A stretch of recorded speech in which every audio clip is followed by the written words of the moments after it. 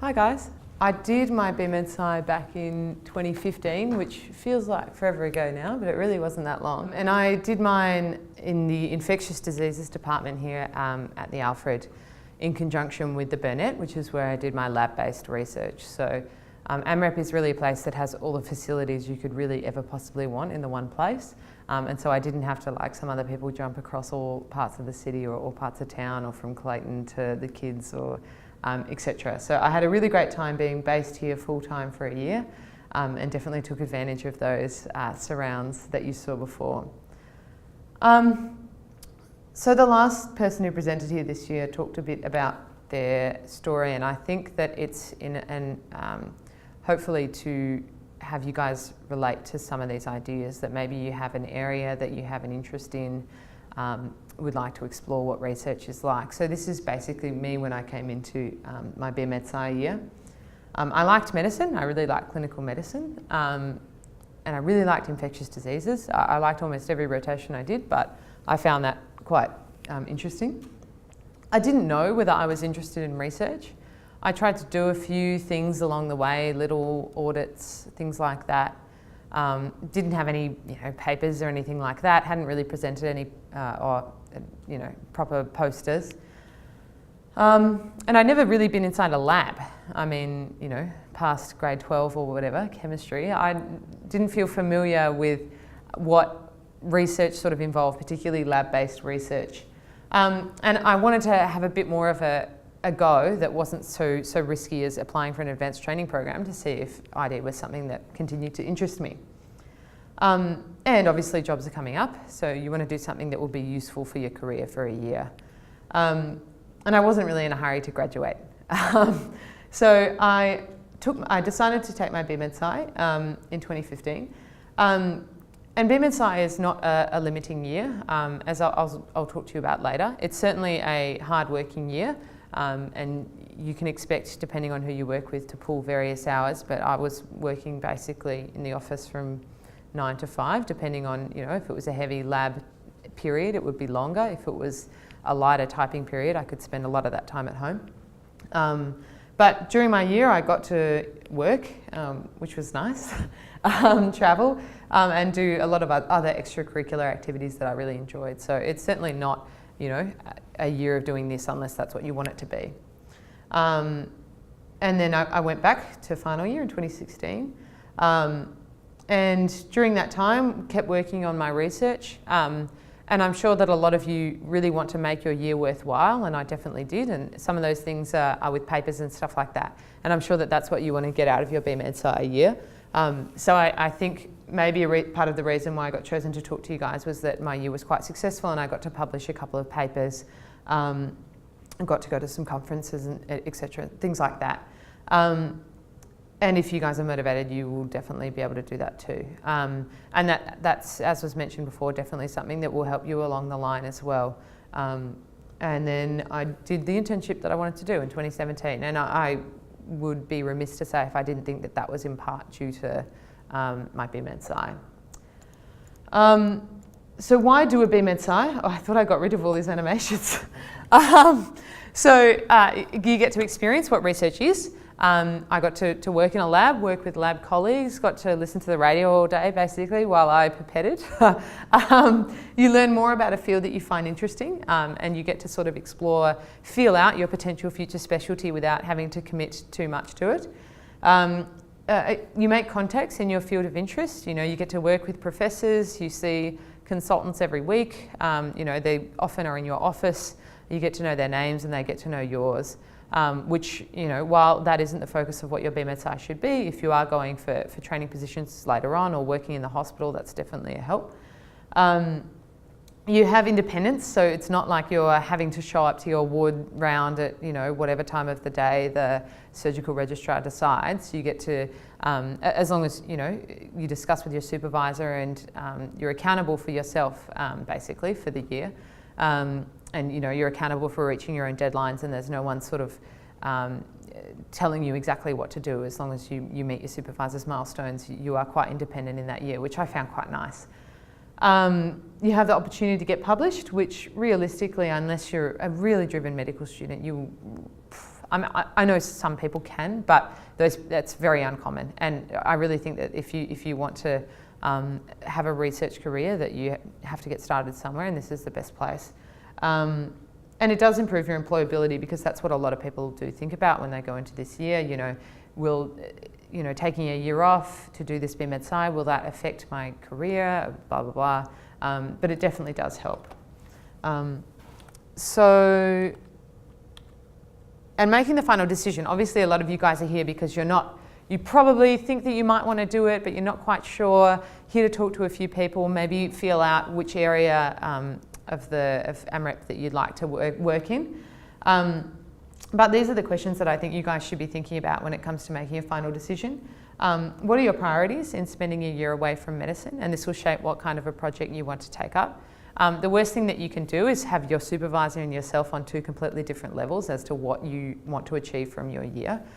So make sure that you sort of talk to people about what you want from your year. Do you want a lot of papers? Do you want to be involved in some massive trial that they have going on, something really exciting that maybe you won't be, first authoring on anything, but do you want to get clinical experience in that specialty? Do you want to, for me, I wanted to have experience in a lab, and I wanted to sort of design my own project a bit, so that was my priorities. But make sure that you're thinking of that when you're choosing your project and making your final decision. What are your aims in doing research? Again, is it to get you a leg up in a particular field? Is it to get lab research or etc.? Do you like your supervisor? That's one of the most important things in making a decision as to who you're going to go with. If you don't like your supervisor, then you're going to have a miserable year, really, or just not enjoy spending time with your supervisor, and you'll have a much more productive year if you just enjoy sitting down and having conversations with them, and you can use that time productively to work towards something interesting. And again, the thought of where you will physically spend a year, where do you want to, this is a whole year that you're choosing to spend in one specific location that you'll be commuting to every day. So choose somewhere that you'll actually like going to. I've mentioned the expectations. Spend a lot of time, if you can, getting it right, because it will mean that you have a fantastic year compared to a good year. Finding a supervisor was one thing that some of the students who got asked responded as something that they would like to hear more about. You've obviously been given a lot of information. Some of you have probably gone to other information nights at other services.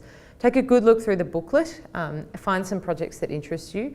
And then I think that and get in contact with some, send them an email. That's what they're expecting from you guys, and they've put their projects in those books hoping that you guys will come and approach them.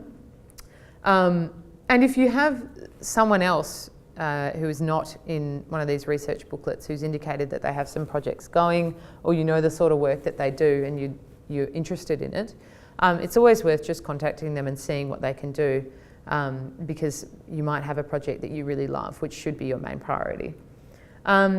Ask the supervisors if you can talk to past students who they've worked with. That's a really good way of getting to know what a supervisor is actually like. And usually they'll be pretty positive, I think. I haven't heard really anyone who's had a terrible supervisor or anything like that. So, but do your due diligence. As I mentioned, identify what they expect from you early, so that you're both happy, essentially. And you don't have to have an awkward conversation about what time you're coming into the office. And at the end of the day, choose what you think best suits you and what you want from the year. So what did I do during my honours year? Like I mentioned, I worked pretty hard in some periods,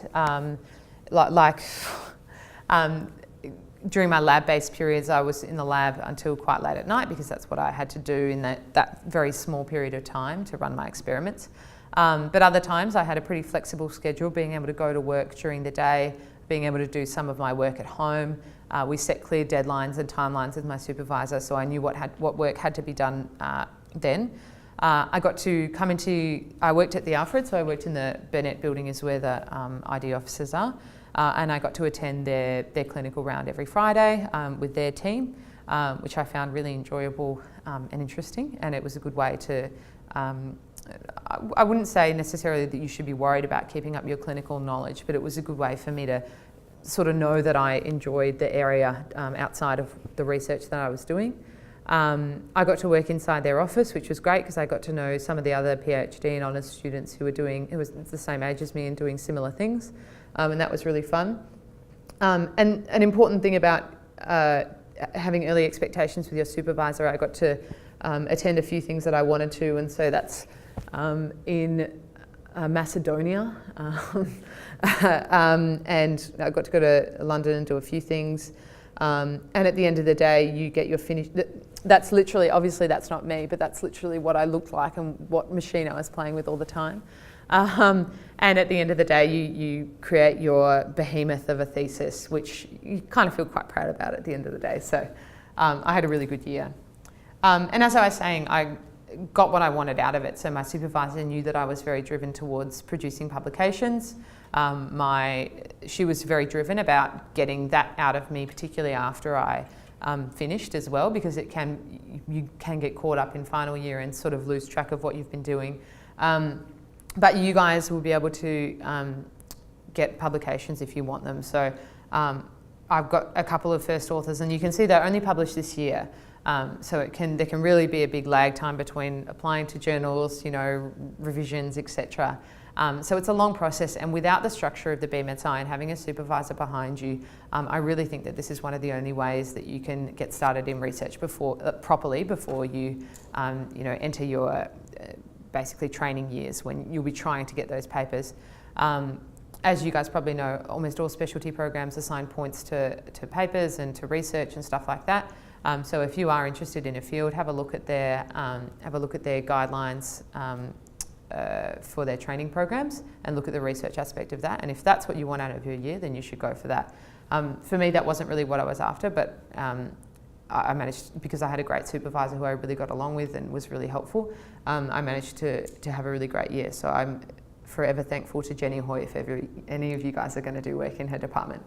And I got to present at conferences and stuff like that, which was a really great experience to have, and definitely sets you up for basically, I feel confident about undertaking research later in my career, which it can be quite daunting. If you're a registrar and you're trying to do projects and getting publications and stuff like that, it can be really difficult to fit that around your clinical work.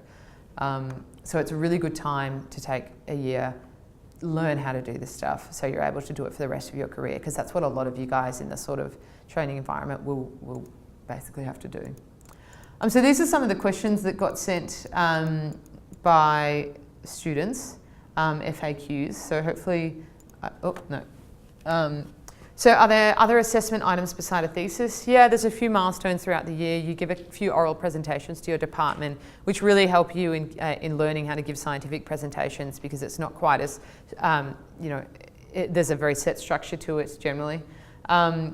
If you're in a lab, a lot of people wonder, will you be working alone? Like, I had a great team of people who were all doing other projects but worked in the same lab as me, so I made some great friends.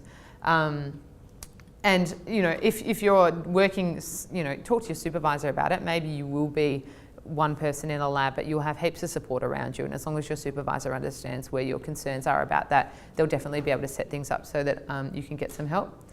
Do you need positive results? So do you need something to correlate, or do you, to get a high distinction? No, obviously not. You just need to write a good thesis, and that just means being analytical and understanding why you got the results that you got. Is it hard to get a high distinction? You're all smart people. If you put in the work, you'll definitely get one. The weekly time commitment definitely varies. Mine was like a full-time job, but then would pull hours here and there so that I could get breaks in conjunction with my supervisor. And again, if you're hitting busy periods, like I have to get all my lab results in 2 weeks because that's what I need, then you will probably work longer, or sometimes you'll work shorter if there's not much going on. Does it matter doing a BMedSc in a particular place? That was a question. I mean, realistically, maybe. Like, if you want to work at the Alfred, then if you do work in the AMREP precinct, then, as was shown beforehand, there's provisions for PhD people. The Alfred anecdotally likes BMedSc students and interviews a lot of BMedSc students, so yeah, it can make a difference. And this AMREP, you guys have already heard about that. Yeah, so that's kind of all I had to say. Are there any questions from you guys? Yeah? Have you ever considered to continue on to do a PhD? Did I? That's something It wasn't something that a lot of people were doing. I think a few more people are doing it nowadays than compared to when I was doing my BMedSc. It was raised, I think, but I'm not sure. No, I didn't really consider it, to be honest, very much. So I'd be interested to see kind of as this is sort of being more introduced, and I think a lot more people are doing it and getting good results out of it, to see how many people take that pathway. Because as mentioned, I think you need to love your project and be pretty set on that that's what you really want to do. But if you are, like, it will set you up for your career massively. Yeah. Any other questions? Yeah? Do you know what kind of work is involved in the more clinical-based projects as opposed to the lab-based projects? Okay, yeah, it really depends on what your project is. A lot of people will do like questionnaire sort of survey type trials where they'll go into clinic and try and recruit patients for their trial and chat to them about whatever it is that they're looking for. It depends how many people that you're trying to recruit, and your supervisor in that instance will be really helpful in guiding what is reasonable and what is not reasonable to do in a BMedSc year. You feasibly can't recruit 500 people for a clinical trial if you're going to do 2-hour interviews for each of them. Yeah, it really depends how many people you need and what sort of information you're gathering from them. It's probably too variable for me to say. Yeah. Other questions? Yeah. Are you? Can you reflect on yourself? Are you a different person at the end of the year, and how did you sort of? Yeah. It's funny because you go back into medicine and you're with like a almost completely, I think it's about a third of people used to take a BMedSc. I'm not sure what it is now when I went through. And you've got like a third of your cohort with completely different people. I think working in what is a quite different area to what you're used to. Everyone's used to being very guided, very told what to do on a certain day, etc., etc. I think having a year to be independent, make sure that you meet your own milestones, and to be able to sort of explore other things on the side, I think it definitely makes you a much more, I think it definitely allows you to grow in a different way than you would if you were just doing clinical placements the whole time along. It gives you a perspective on research, which means that sometimes you think about funny things when it comes to patient, you see the 7th patient with this unusual condition, you'll start to think about, things behind it that maybe you wouldn't otherwise. And yeah, I think it does make you more mature, and I think it mellows you out a little bit. But I think that compared to a lot of my colleagues who maybe haven't taken a step back or just had a completely different mindset, that they can find, even though it has almost nothing to do with clinical work, my lab-based research, but I find that I feel more calm or more, I don't know why that is, but yeah, I think that it does change you in various ways, yeah.